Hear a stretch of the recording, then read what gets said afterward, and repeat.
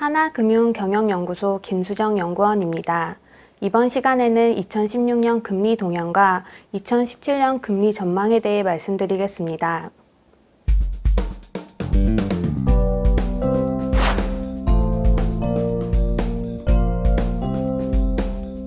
2016년 시중금리는 경기 부진에 따른 추가 금리 인하 기대와 브렉시트 등 대외 금융 불안으로 하락세를 지속해 사상 최저점을 경신한 후 4분기 이후 트럼프 당선 여파와 연준의 금리 인상 경계감으로 급등하였습니다.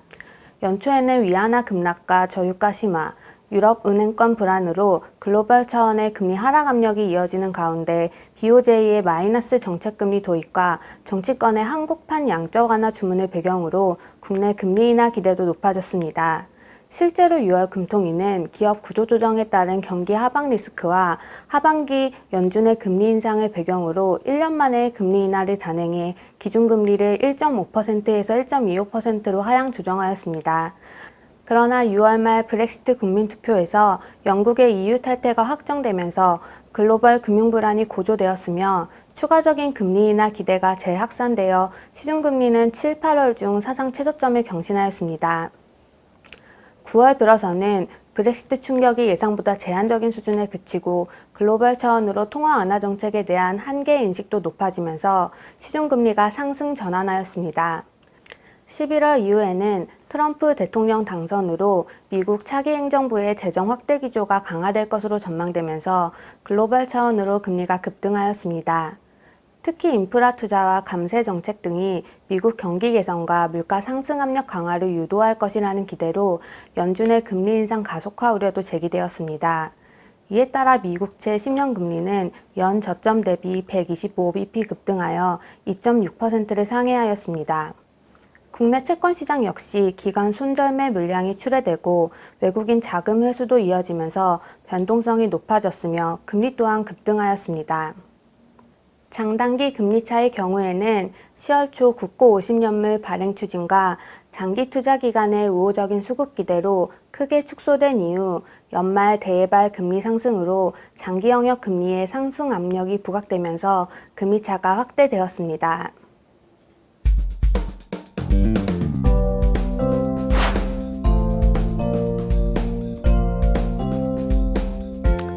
(2017년) 시중금리는 연초 기관들의 자금 집행 재개와 투자 심리 개선으로 하락 조정될 수 있으나 연준의 금리 인상과 주요국 통화 정책이 점진적 완화 기조 축소 움직임으로 장기 영역 중심의 금리 상승 흐름이 이어질 것으로 전망됩니다.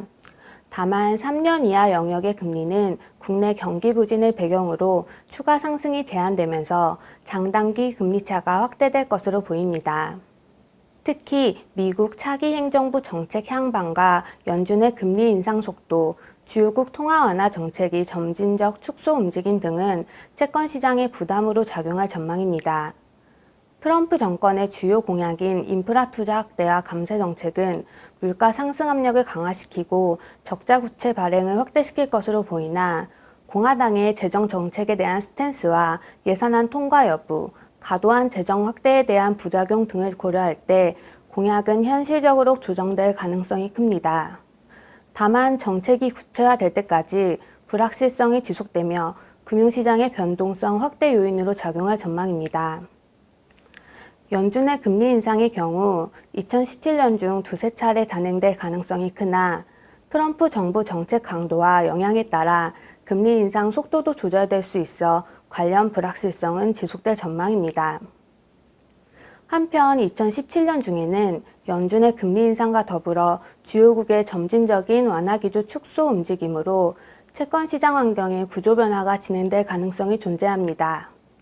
ECB는 지난해 12월 양적 완화 기조를 연장하였으나 자산 매입 규모를 축소한 가운데 금년 하반기 중에는 점진적인 테이퍼링 논의가 진행될 가능성이 존재합니다.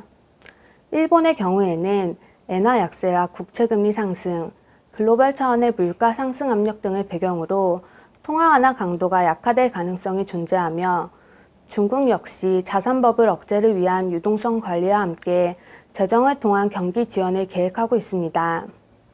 이러한 주요국의 점진적 통화 완화 기조 약화 움직임은 글로벌 금리의 완만한 상승을 유도할 것으로 전망됩니다.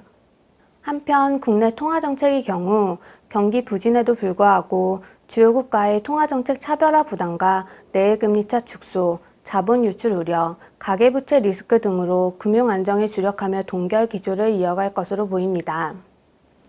특히 2017년 중 국내 경기는 대외 정정 불안과 미국 주도의 보호무역주의 강화 움직임, 경제 주체들의 심리 위축, 건설 투자의 경기 견인력 약화 등을 배경으로 부진이 지속될 것으로 보이며 성장률 역시 2% 초중반을 기록할 가능성이 높습니다.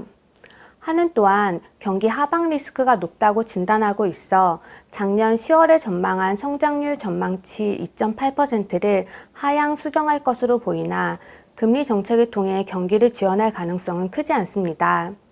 특히 연준이 2017년 중 3차례 금리 인상을 단행하는 경우 국내 기준금리에 근접하게 되며 한은 총재가 우리나라는 소규모 개방 국가로 기축통화국보다 높은 수준의 정책금리를 유지해야 한다는 점을 피력했던 것을 고려해 볼 때 추가 금리 인하 논의가 확대되기는 어려워 보입니다.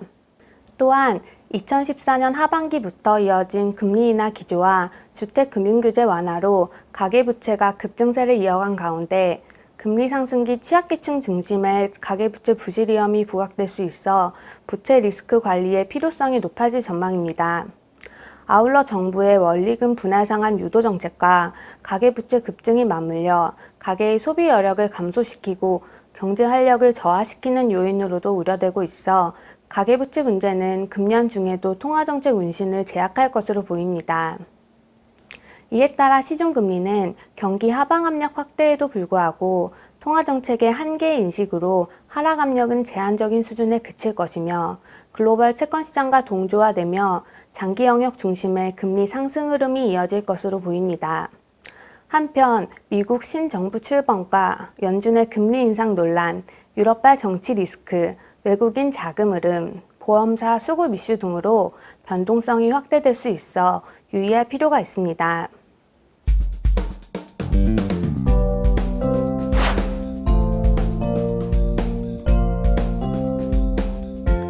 2016년 말 외국인 원화채 잔고는 내외금리차 축소, 환율 상승, 차익거래 유인 감소 등을 배경으로 자금 회수가 이어지면서 연초 대비 15조 원가량 감소한 89조 원 수준을 기록하였습니다. 특히 원화채 주요 투자기관 중 하나인 템플턴 펀드의 자금 회수 움직임이 부각되었는데 이는 인도네시아와 브라질, 멕시코 등 여타 신흥국으로의 포트폴리오 재배분 목적과 펀드 수탁고 감소에 대응한 것으로 추정됩니다. 또한 트럼프 당선 이후에는 신흥국 통화 불안이 부각되는 가운데 자국 통화가치 방어를 위한 일부 신흥국의 원화채 매도 움직임도 이어지면서 외국인의 원화채 잔고 감소 요인으로 작용하였습니다. 다만 장기 외국인 투자기관 비중 확대로 잔고 듀레이션이 상승함에 따라 급격한 자금 유출에 대한 우려는 약화된 상황입니다.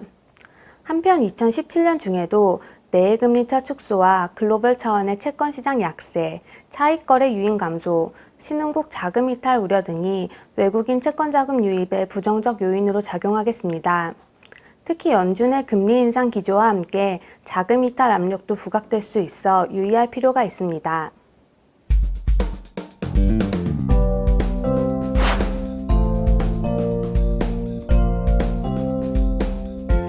2016년 회사채 시장 현황과 2017년 전망에 대해 말씀드리겠습니다. AA 급 이상 우량 등급의 회사채 크레딧 스프레드는 2015년 대우조선해양 사태를 배경으로 크게 확대됐던 상승분을 되돌린 이후 2016년 9월부터 미국 금리 인상 경계심이 부상하면서 상승 전환하였습니다. 싱글 A급은 기업 구조조정 이슈 등으로 신용 스프레드 축소가 제한된 이후 연준의 금리 인상 우려로 추가 확대되면서 회사채 시장 내 양극화 현상이 지속되었습니다. 2017년 크레딧 스프레드는 연초 기관들의 자금 집행 재개로 축소세가 이어질 것으로 보이나 하반기 들어서는 연준의 금리 인상 기조와 함께 재차 확대될 가능성이 높습니다. 다만 A급 이하 비우량 회사채는 경기 부진과 미국 금리 인상, 기업 구조조정 등으로 시장 여건이 개선되기는 한계가 있을 것으로 보입니다. 특히 수요 기반이 부족한 데다 금리 상승에 따른 신용 리스크도 부각되면서 비우량 기업들의 자금 조달 여건이 개선되기는 어려워 비우량 회사채는 순상한 기조를 이어갈 전망입니다. 이상으로 2017년 채권시장 전망에 대해 말씀드렸습니다. 경청해 주셔서 감사합니다.